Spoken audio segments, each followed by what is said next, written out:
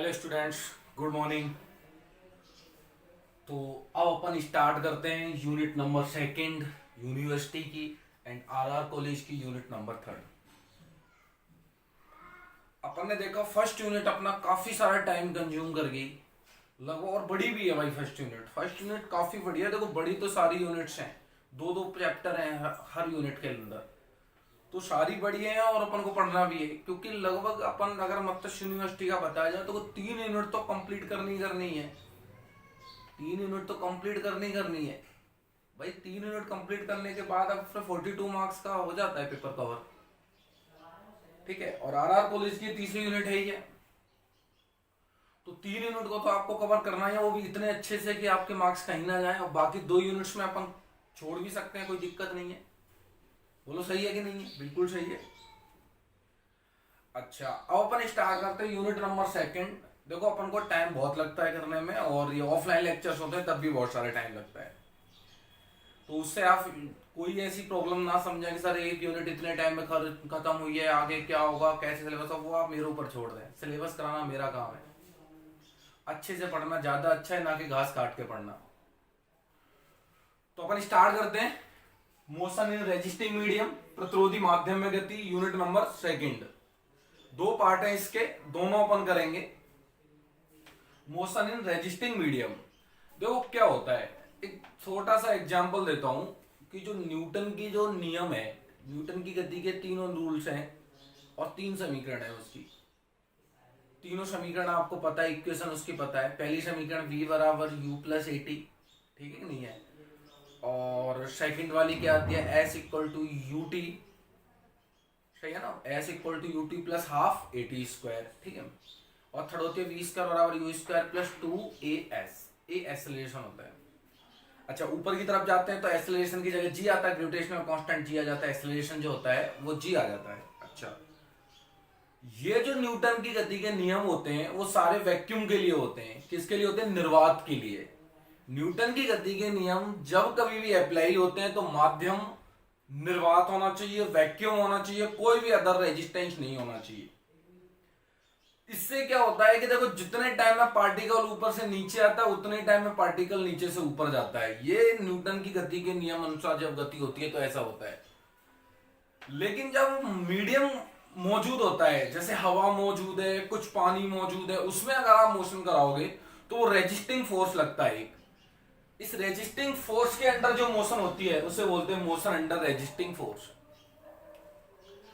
अच्छा, तो एक वर्ड आया रेजिस्टिंग फोर्स। तो रेजिस्टिंग फोर्स क्या होता है? जो हमेशा मोशन के रिवर्स में लगता है, जो हमेशा मोशन के रिवर्स में लगता है। जैसे अपन पानी में कभी तैरते हैं, तो जब आप पानी में तैरोगे तो जैसे बहाव इस तरीके से और आप ऐसे तैरोगे तो आपको लगेगा कि अपने को इस पीछे की तरफ कोई धकेलता है, पानी अपने को पीछे की ओर धकेलता है, तो वो रेजिस्टेंस होता है, वो प्रतिरोध होता है। अच्छा, दूसरी बात यह कि अपन जितना तेज दौड़ने की कोशिश करते हैं वो उतना ही तेज से अपने ऊपर प्रेशर डालता है। इसका मतलब यह है कि जो रेजिस्टिंग फोर्स लगता है वो अपनी वेलोसिटी के प्रोपोर्शनल टू होता है। जितना अपन जोर से भगेंगे वो उतना ही जोर से अपने ऊपर फोर्स लगाएगा। नहीं समझ में? अरे बिल्कुल होता है। आंधी आ रही है, आप आंधी के विपरीत दिशा में भाग के देखो ना, एक बार बहुत जोर लगाना पड़ता है, क्योंकि जितना, और आप आराम आराम चलोगे तो ये कि आराम से पार हो जाते हो। तो जितना अपना वेग होगा उतना ही वो फोर्स लगा देता है। तो मैं कह सकता हूं कि रेजिस्टिंग फोर्स हमेशा मोशन के विपरीत होता है। आप हमेशा याद रखें, जिधर मोशन होगी उसके रिवर्स में हमेशा एक फोर्स लगता है जिसे रेजिस्टिंग फोर्स बोलेंगे। ठीक है, तो पहले मैं लिख देता हूं एक बार, है ना? पहले डेफिनेशन करते हैं। प्रतिरोधी बल, प्रतिरोधी बल रेजिस्टिंग फोर्सेज, रेजिस्टिंग फोर्स। मैं इंग्लिश हिंदी में लिख देता हूं और इंग्लिश में बोल दूंगा। जब हम जब हम किसी प्रतिरोधी माध्यम में गमन करते हैं, प्रतिरोधी माध्यम में गमन करते हैं, गमन करते हैं, गमन करते हैं, when we moving in a resistance medium, when we moving in a resistance medium, जब हम किसी प्रतिरोधी माध्यम में गति करते हैं तो गति के विपरीत दिशा में, विपरीत दिशा में एक बल लगता है, एक बल लगता है, गति के विपरीत दिशा में एक बल लगता है, जिससे, जो कि वेग के समानुपाती होता है, वेग के समानुपाती होता है, विच प्रोपोर्शनल टू द वेलोसिटी। इस बल को, इस बल को प्रतिरोधी बल कहते हैं। इस बल को क्या बोलते हैं? बल को प्रतिरोधी बल कहते हैं, कहते हैं। ठीक है कि नहीं है? जब हम किसी माध्यम में गमन करते हैं, किसी मीडियम में मोशन करते हैं, तो गति के विपरीत दिशा में अपोजिट साइड में एक फोर्स लगता है जो वेग के हमेशा प्रोपोर्शनल टू होता है। ठीक है, वेग के बोल लो, वेग की घात बोल लो, वेग की घात। अच्छा, पावर का भी बता देंगे किस तरीके से होता है ये। घात के प्रोपोर्शनल टू होता है, इस बल को ही प्रतिरोधी बल कहते हैं। ठीक है, इंग्लिश में बोल देता हूं मैं एक बार इसे।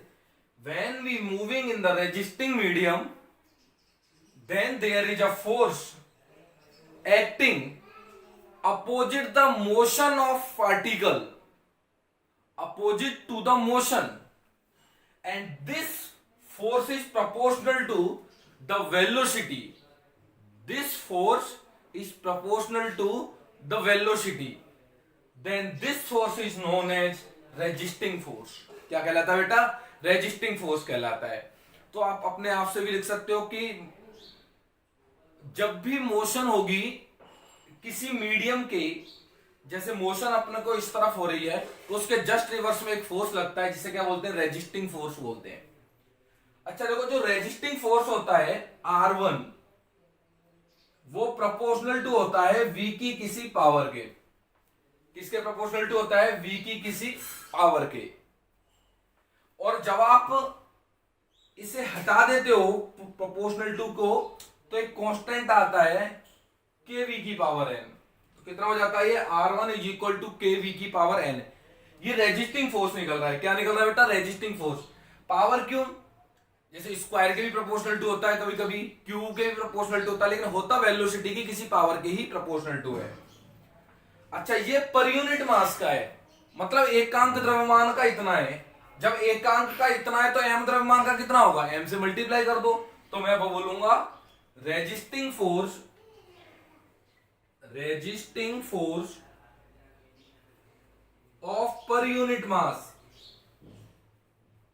पर यूनिट मास, मतलब एकांक द्रव्यमान का रेजिस्टिंग फोर्स कितना है? kv की पावर n है। ठीक है कि नहीं है? Then resisting force of mass m, m mass का कितना हो जाएगा? m से मल्टीप्लाई कर दो, m के v की पावर n। इससे मल्टीप्लाई कर दो m के v की पावर n। तो k v की पावर n को m से मल्टीप्लाई कर दो। अरे सीधी सी बात है, पर यूनिट का पता है, एकांक का पता है, और m का चाहिए तो क्या मल्टीप्लाई कर देते हैं। क्या कर देते हैं? उससे मल्टीप्लाई कर देते हैं। तो ये आ जाता है मेरे पास motion in the resisting medium. ठीक है कि नहीं है? इसके अंदर अगर कोई मैं पूछूं रेजिस्टिंग फोर्स कितना होता है, वो कितना होता है? m के v की पावर n। m मास का कितना होता है? m के v की power n। Per unit mass का कितना होता है? k v की पावर n।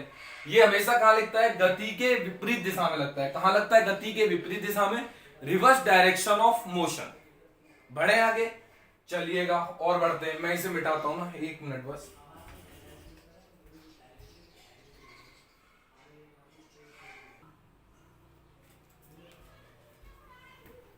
यस, तो नेक्स्ट देखिएगा बेटा, अब अपन ने पढ़ दिया कि रेजिस्टिंग फोर्स क्या होता है। उसके बाद अपन पढ़ेंगे टर्मिनल वेलोसिटी। एक कंसेप्ट आता है टर्मिनल वेलोसिटी, जिसे आप बोलते हो अंतिम वेग। क्या बोलते हो आप? अंतिम वेग। पहले मैं एक बार समझा देता हूं आपको। If a particle is falling under the gravity, कोई पार्टिकल गिर रहा है अंडर द ग्रेविटी, मतलब गुरुत्वाकर्षण के अंदर इस तरीके से गिर रहा है। When A particle is falling, falling का मतलब होता है गिरना, अंडर ग्रेविटी, ग्रेविटी के अंदर गिर रहा है, इन अ रेजिस्टेंस मीडियम, मीडियम कौन सा ले रखा है? रेजिस्टेंस ले रखा है। कौन सा मीडियम ले रखा है? Resisting medium. Then velocity capital v, एक ऐसी velocity when downward acceleration is zero, जो नीचे की ओर जो एक्सेलरेशन आता है वो कितना होता है? जीरो होता है। तो वो वेलोसिटी क्या कहलाएगी? Terminal velocity. मैं एक बार आपको आर्टिकल से समझाता हूं, फिर आपको समझ में आएगा कहना क्या चाहता है। देखो, ये कोई मेरे पास यहां से t बराबर 0 से ओ पॉइंट से t बराबर 0 से, जस्ट 1 मिनट रुकना बेटा एक बार, है ना, जस्ट 1 मिनट।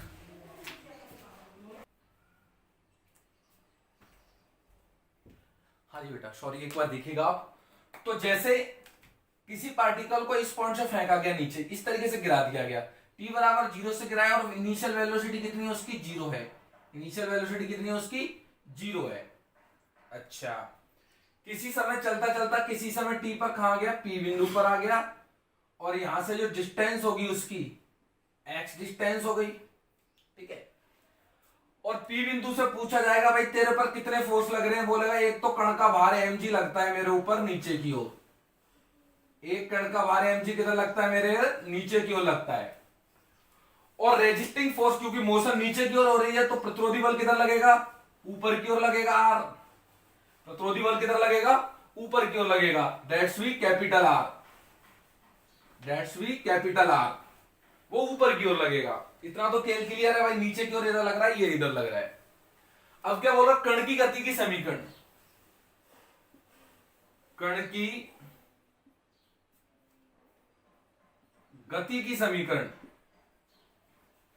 देखो रूल क्या बोलता है न्यूटन के अनुसार, m d2xy dt square is equal to m d2xy dt square is equal to, कण का भार mg नीचे की ओर है और प्रतिरोधी बल r ऊपर की ओर है, तो x के बढ़ने की दिशा में कौन है? mg, और घटने की दिशा में कौन है? r। तो कितना आ जाएगा? mg minus r। अगले स्टेप में m d2xy dt square mg minus r। r की वैल्यू आपको पता है कितनी होती है? m के v की पावर n, m के v की पावर n। तो अगले स्टेप में m क्रॉस हो जाएगा, तो फाइनली क्या आ रहा है? d2xy dt square g minus k v की पावर n। ये मेरे पास आ गया एक्सेलरेशन। ये क्या आ गया बेटा? मेरे पास एक्सेलरेशन आ गया, त्वरण। अब देखो क्या होता है कि स्टार्टिंग में वेलोसिटी 0, अब वेलोसिटी गिरा दिया आपने, तो नीचे गिरते जाए वेलोसिटी बढ़ता जाएगा, प्रतिरोधी बढ़ता चला जाएगा। एक समय ऐसा आएगा जो उसका वेलोसिटी होगी, एक समय कैसा आएगा कि जितना कण का भार mg लगेगा उतना ही रेजिस्टिंग फोर्स ऊपर की ओर लगने लग जाएगा, मतलब दोनों एक दूसरे के संतुलन हो जाएंगे।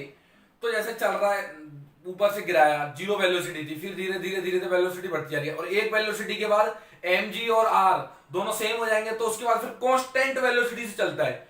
और जिस वेलोसिटी के बाद कांस्टेंट वेलोसिटी से चलता है उस वेलोसिटी क्या बोलते हैं? Terminal velocity. टर्मिनल वेलोसिटी, अच्छा, कांस्टेंट वेलोसिटी से चलना मतलब एक्सेलरेशन क्या हो जाना? 0। तो मैं बोलूंगा जिस वेलोसिटी के बाद एक्सेलरेशन 0 हो जाता है उस वेलोसिटी को ही क्या बोलते हैं? Terminal velocity. तो जब ऊपर से गिरता है तो एक स्टेज के बाद उसका प्रतिरोधी जो उसका ऊपर से गिरता है, तो एक स्टेज के बाद क्या होता है कि उसका जो मास होता है और प्रतिरोध होता है दोनों इक्विवेलेंट हो जाते हैं, और उस केस में एक्सेलरेशन कितना हो जाता है? 0। जिस केस में एक्सेलरेशन 0 होता है वही वेलोसिटी क्या कहलाती है? Terminal velocity. तो कैसे लिखते हैं इसे? Four terminal velocity. मैं इसे मिटाता हूं, देखो एक बार इधर, फोर टर्मिनल वेलोसिटी अंतिम वेग के लिए, अंतिम वेग के लिए, फोर टर्मिनल वेलोसिटी के लिए, मतलब v कितना हो जाएगा, कैपिटल V। कैपिटल V क्या है, टर्मिनल वेलोसिटी, तो वेलोसिटी कितनी हो जाएगी, कैपिटल V। और त्वरण कितना हो जाएगा इसका, त्वरण कितना होता है d2x/dt2, कितना हो जाएगा बेटा, 0। तो जब भी टर्मिनल वेलोसिटी की कंडीशन लगेगी, पार्टिकल नीचे आ रहा होगा और v का मान कैपिटल V, तो त्वरण कितना हो जाएगा उसका, 0। तो एक्सेलरेशन 0 रख दो, तो 0 is equal to g minus k v की पावर n, और यहां से कैपिटल V आएगा भैया, क्योंकि टर्मिनल वेलोसिटी है कैपिटल V की पावर n। तो कैपिटल V की पावर n की वैल्यू कितनी आ जाएगी, g बाई के आ जाएगा। देन V की वेलोसिटी कहती आएगी g बाई के की पावर 1 बाई n। तो ये मेरे पास फॉर्मूला किसका आ गया, अंतिम वेलोसिटी, टर्मिनल वेलोसिटी का। तो क्या लिखो कि जब कोई कण प्रतिरोधी माध्यम में गिराया जाता है, लिख लेना इस लाइन के बाद, कि जब कोई कण किसी प्रतिरोधी माध्यम में गिराया जाता है, ठीक है, तो कुछ समय पश्चात उसका त्वरण अचर हो जाता है। उस वेग को ही क्या बोलते हैं, अंतिम वेग बोलते हैं। क्या बोलते हैं बेटा, अंतिम वेग बोलते हैं। अंतिम वेग का मान कैसे निकालेंगे, v बराबर g बाई के 1 बाई n। ये किसकी फॉर्मूला है, अंतिम वेलोसिटी का। तो एक्सेलरेशन कितना हो जाएगा, 0 हो जाएगा। डाउनवर्ड एक्सेलरेशन की वैल्यू कितनी हो जाएगी, 0। और जिस वेलोसिटी के बाद एक्सेलरेशन का मान 0 हो जाता है, उस वेलोसिटी को क्या बोलते हैं, टर्मिनल वेलोसिटी। क्या बोलते हैं बेटा, टर्मिनल वेलोसिटी। ओके, नेक्स्ट देखिएगा, मैं इसे मिटा देता हूं, है ना।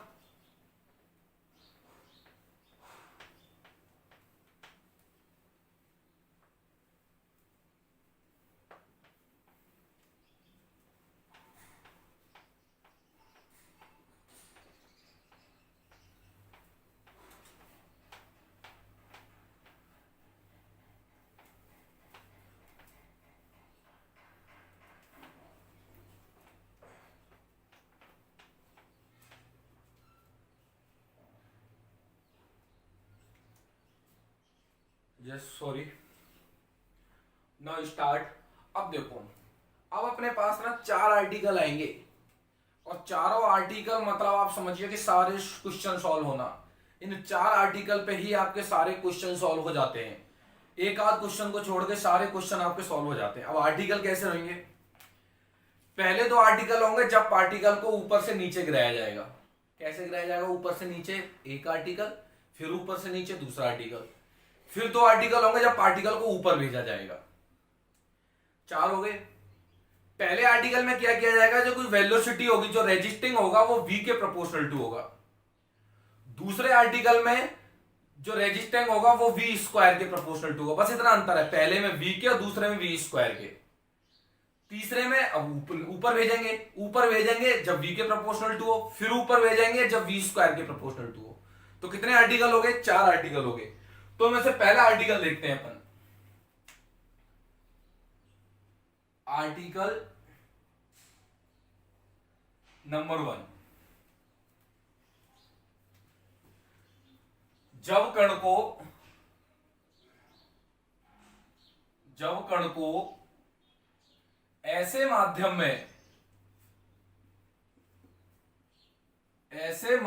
में नीचे गिराया जाता है, ऐसे माध्यम में नीचे गिराया जाता है जिसका प्रतिरोध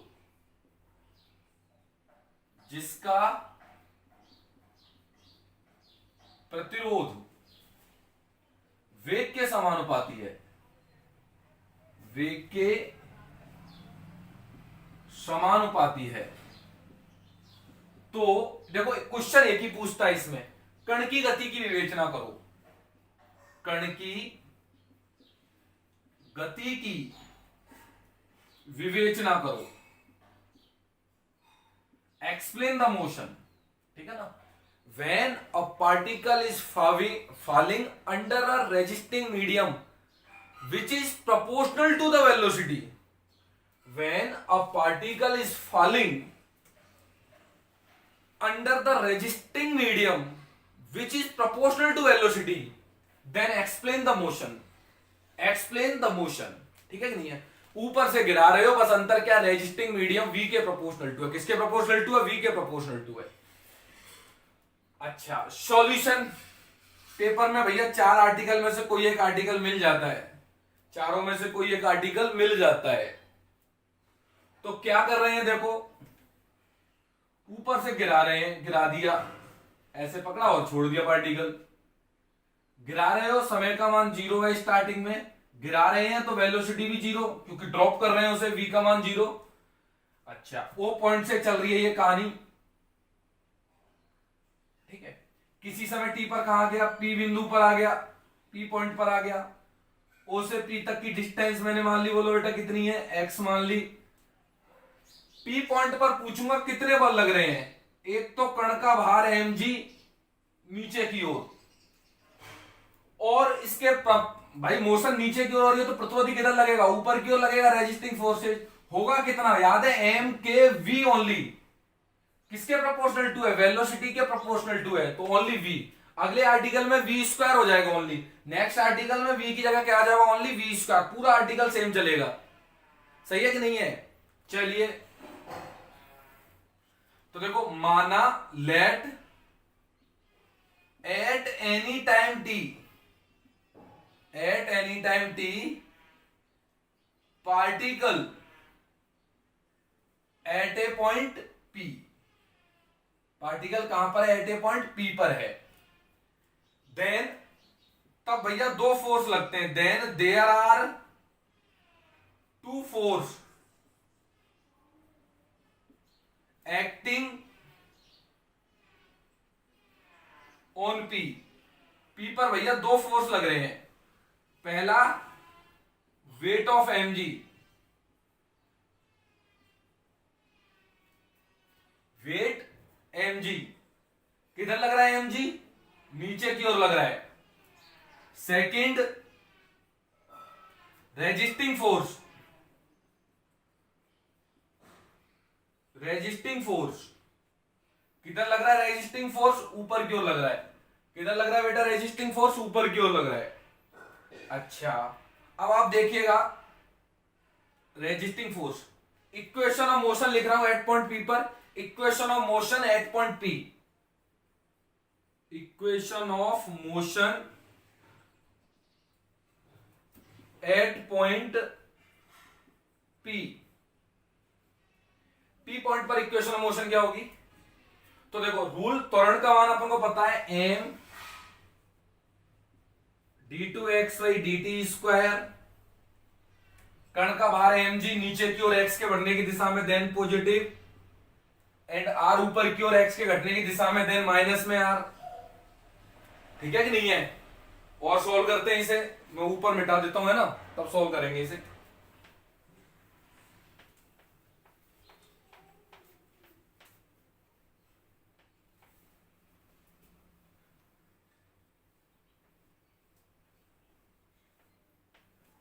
ठीक है, अब आप देखिएगा अगले स्टेप में क्या हो जाएगा, that implies m d2xy dt square mg minus r की वैल्यू कितनी हो जाएगी, m के v, याद है ना, r की वैल्यू कितनी है, m के v, वेलोसिटी के प्रोपोर्शनल टू ओनली।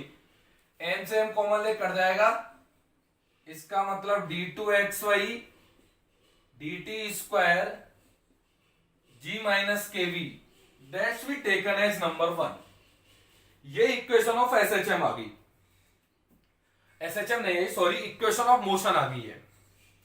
अब क्या करोगे आप, अब एक काम करेंगे सर, क्या काम करोगे, किस के का मान निकालेंगे। के का मान कैसे निकालोगे, टर्मिनल वेलोसिटी का कंसेप्ट यूज करेंगे। किसका यूज करेंगे, टर्मिनल वेलोसिटी। तो मैं लिखूंगा 4 टर्मिनल वेलोसिटी, बताया था ना अंतिम वेग के लिए, टर्मिनल वेलोसिटी। बताओ वेलोसिटी का मान कितना हो जाता है, कैपिटल वी, जहां वी क्या है, terminal velocity, capital v. Then बताओ एक्सेलरेशन का मान कितना हो जाएगा, 0 भैया, टर्मिनल वेलोसिटी निकलती ही जब है जब एक्सेलरेशन कितना हो जाए, 0 हो जाए। तो अब आप नीचे देखिएगा,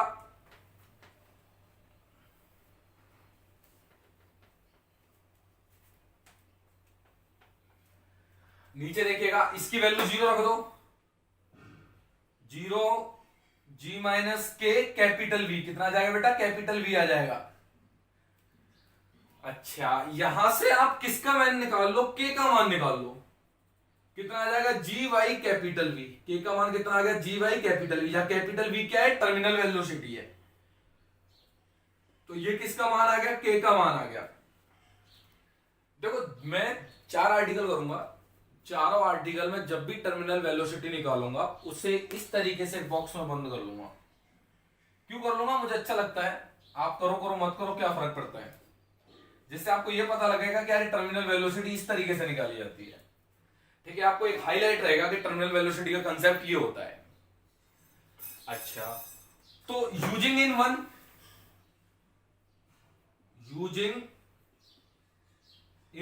के अंदर यूज कर लो इसे, तो देखो d2 xy dt स्क्वायर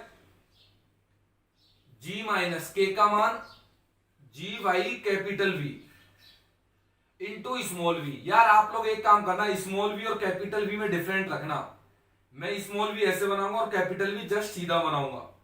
अब ये आप लोगों के ऊपर डिपेंड है किस तरीके से बनाते हो आप।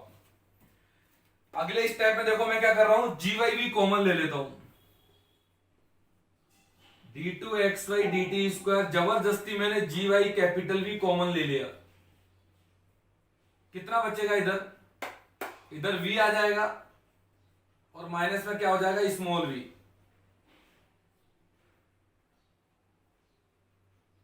स्मॉल v आ जाएगा, that's v taken as number 2। और इसको अपने आप हमेशा याद रखें, ये बहुत ही इंपॉर्टेंट इक्वेशन आती है 2 नंबर, हर सवाल में हर आर्टिकल में अपन ये इक्वेशन निकालेंगे जिसमें d2 xy dt स्क्वायर किसकी वेलोसिटी, टर्मिनल वेलोसिटी की कंसेप्ट में आएगा। ठीक है, बिल्कुल ठीक है। अब क्वेश्चन क्या था कि भैया एक्सप्लेन द मोशन, एक्सप्लेन करो मोशन का। तो देखो एक्सप्लेन मोशन का मतलब होता है कि 3 और चीजें निकालना। देखो त्वरण के कितने फॉर्मूले पढ़े अपन ने, 3, एक तो ये पढ़ा है d2 xy dt स्क्वायर, ठीक है, इसके बराबर में क्या पढ़ा है, v dv by dx, इसके बराबर में क्या पढ़ा है, dv by dt। ठीक है, तो एक्सप्लेन द मोशन का मतलब होता है 3 रिलेशन निकालना। पहला रिलेशन निकालना जब ये फॉर्मूला यूज करेंगे, v एंड x में रिलेशन, v एंड x में रिलेशन। सेकंड रिलेशन आएगा जब ये फॉर्मूला यूज करेंगे, v एंड t में रिलेशन। ठीक है, v एंड t में रिलेशन। और थर्ड रिलेशन आएगा जब इसकी हेल्प से इसे x में चेंज करेंगे, तो किसमें आएगा, x एंड t में रिलेशन। तो कोई आपसे पूछे कि भाई एक्सप्लेन द मोशन, इसका मतलब क्या है, आपको 3 और रिलेशन निकालने हैं। कौन कौन से relation, v and x, v and t, x and t में रिलेशन।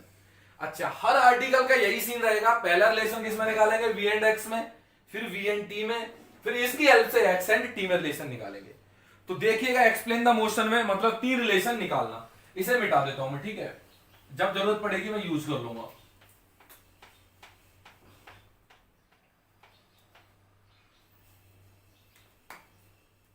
अच्छा, साइड के अंदर देखिएगा वर्किंग भाई। अब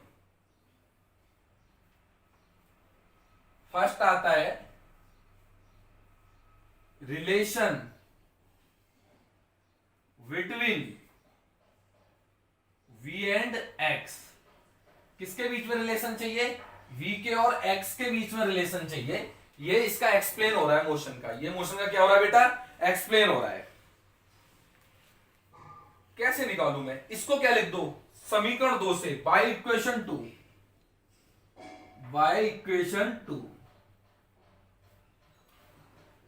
d2 xy dt स्क्वायर को क्या लिख सकते हो आप, v dv by dx। क्या लिख सकते हो बेटा, v dv by dx is equal to g y capital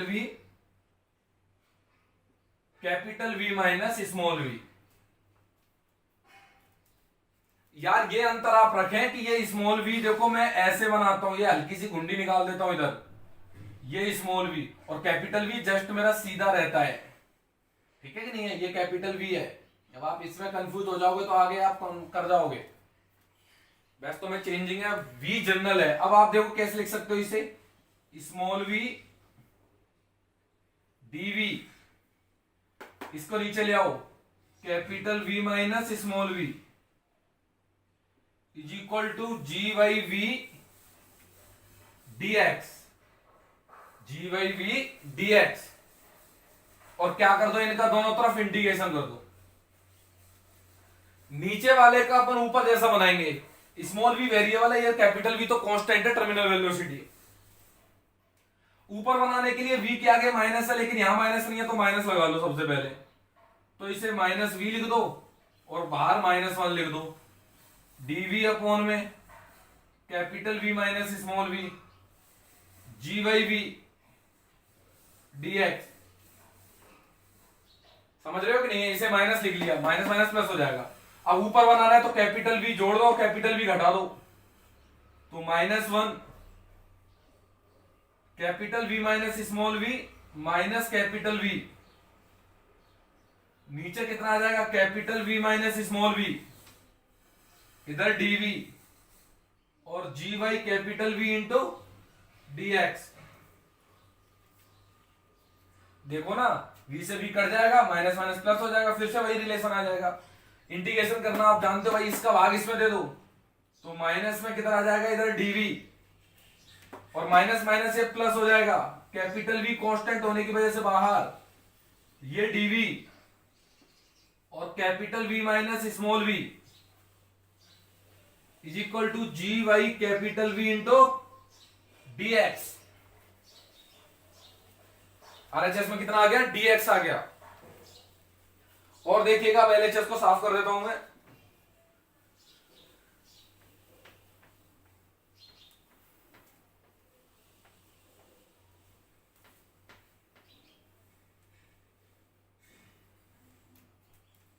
इसका इंटीग्रेशन तो बच्चा बच्चा जानता है, कितना इंटीग्रेशन होता है इसका, माइनस में भी,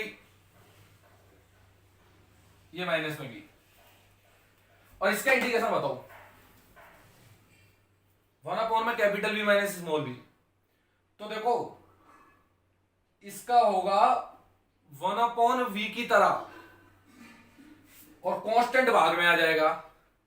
याद है कि नहीं है? इसका होगा, अब आप यार आप लोग इंटीग्रेशन याद रखा करें, अब इंटीग्रेशन कौन सिखाएगा आपको इस लेवल पे आकर के। ये 1/x की तरह बिहेव करेगा। 1/x का क्या होता है, log x।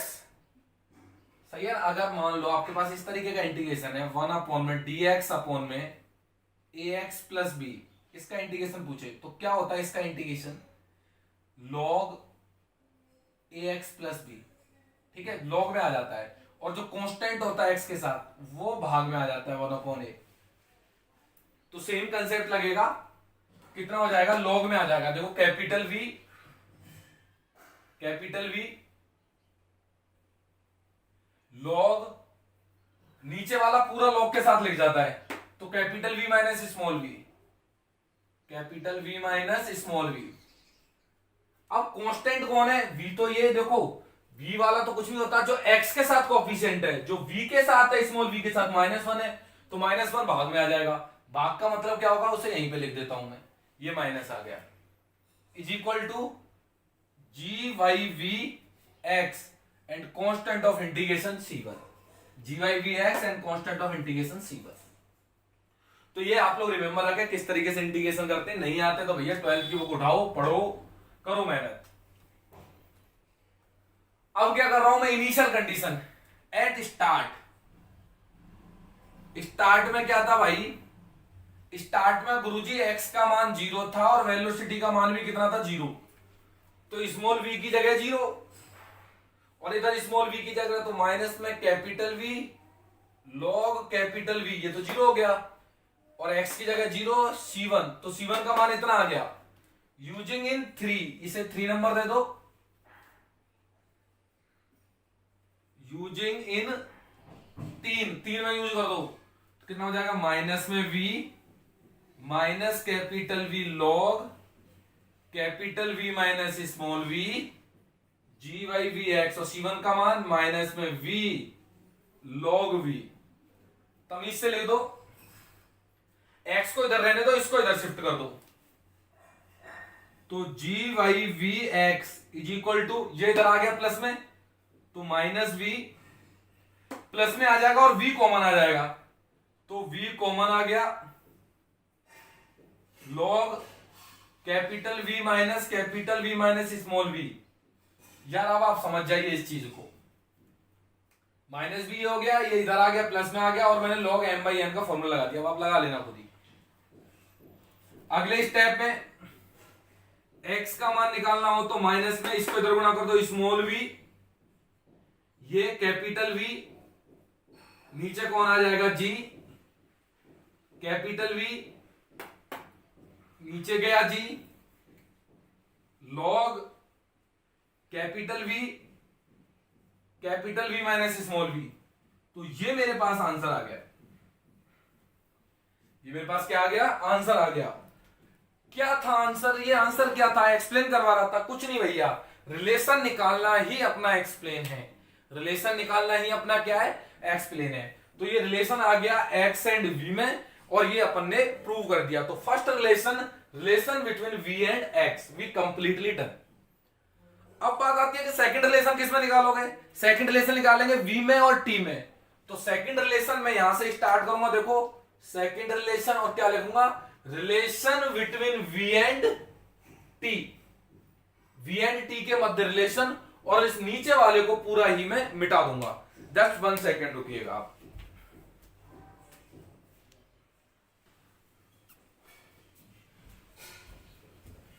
Yes please. तो नेक्स्ट देखिएगा आप लोग, अब मुझे v एंड t में रिलेशन निकालना चाहिए, तो formula v dv by dx काम में ना आकर के कौन सा फॉर्मूला काम में आएगा बेटा, dv dv by dt, sorry dv by dt, ये फॉर्मूला मेरे क्या आएगा, काम में आएगा। अच्छा, ये फॉर्मूला आपके क्या आएगा, काम में आएगा। तो बहुत सिंपल फॉर्मूला है, अब इसे सिर्फ कैलकुलेट करना है, दैट मींस इंटीग्रेट करना है। ऊपर dv, नीचे इसको ले आइए, capital V minus small v, g y capital V into d t, और क्या कर दिया, इनका इंटीग्रेशन कर दीजिए। इसका इंटीग्रेशन फिर से लॉग में, तो कितना हो जाएगा, ये log capital V minus small v, ठीक है, capital V minus small v, but ये भाग में आता है तो देन माइनस आ जाएगा only, g y v into t and constant of integration C2 when, जब गुरुदेव t का मान 0 है तो बताओ वेलोसिटी कितनी है, देखो आप लोग कितनी है, 0 है वेलोसिटी, इसे 4 नंबर दे दो आप। तो देखो 4 से क्या हो जाएगा, t का मान 0, तो RHS कितना हो जाएगा, 0 प्लस C2, और v का मान 0 रख दो तो कितना हो जाएगा, माइनस में लॉग कैपिटल V। तो C2 का मान कितना आ गया, लॉग माइनस में लॉग V, यूजिंग इन 4 के अंदर यूज कर दो इसे, तो C2 का मान कितना हो जाएगा, देन माइनस में log capital V minus small v, g y capital V into t, and C2 की वैल्यू माइनस में लॉग v, तो ये इधर आ जाएगा लॉग v। सो फाइनल जो रिलेशन निकल के आएगा वो क्या निकल के आएगा, g y v t is equal to, ये इधर आ जाएगा तो प्लस में हो जाएगा, और लॉग m बाई n का फॉर्मूला, तो लॉग m बटे n v minus small v। तो ये मेरे पास रिलेशन निकल के आ गया, relation between v and t, जहां स्मॉल v ये रहा और स्मॉल t ये रहा, ये रिलेशन आ गया v एंड t के अंदर। अब बात आती है थर्ड रिलेशन निकालना, relation between x and t। तो थर्ड रिलेशन में फाइट किससे मारते हैं, जो निकालते हैं अपन, इससे फाइट मारेंगे थर्ड में। तो थर्ड रिलेशन कैसे लिखेंगे, relation between x and t। Third relation पे आ गया पर relation between x and t। x and t में देखो रिलेशन कैसे निकलेगा, जो अपन ने एक लास्ट में निकाला था, दैट्स टेकन एज नंबर 5। 5 को ही आगे सॉल्व करते हैं। आगे सॉल्व करने का मतलब है जो यहां v फंसा होता है ना स्मॉल v, इसे कैलकुलेट करते हैं। तो देखिएगा y5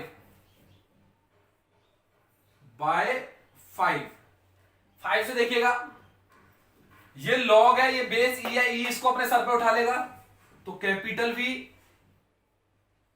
V minus small v e की power g y capital V into t. अच्छा स्मॉल v फंसा पड़ा, उल्टा कर दो,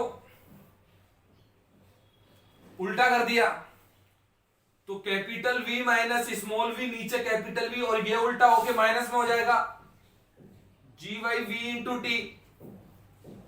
अलग अलग डिवाइड मार दो, 1 minus small v by capital V e की power g y V into t minus में। अब इसको इधर और इसको इधर, small v by capital V 1 minus e की power minus g y V into t. अब कैपिटल V को उधर ले जाओ, देखो क्या रिजल्ट आ रहा है। मिटा रहा हूं, देखो मैं RHS है ना, मेरे काम का नहीं है वो RHS।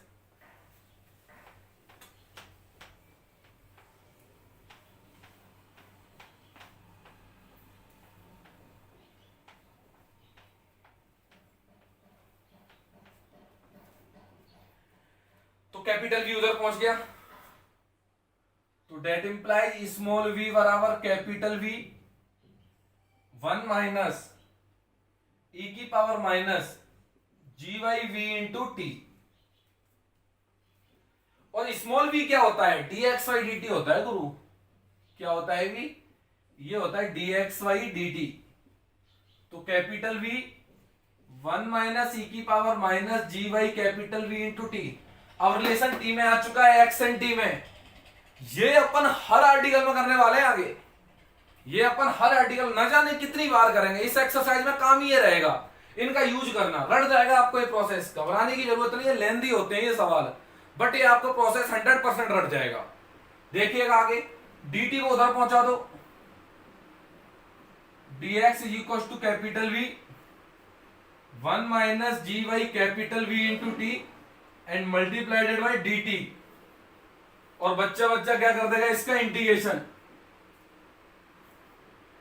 LHS का इंटीग्रेशन आपको पता है x होता है, RHS में आप v रखने लीजिए, dt इससे गुणा होगा तो 1 का t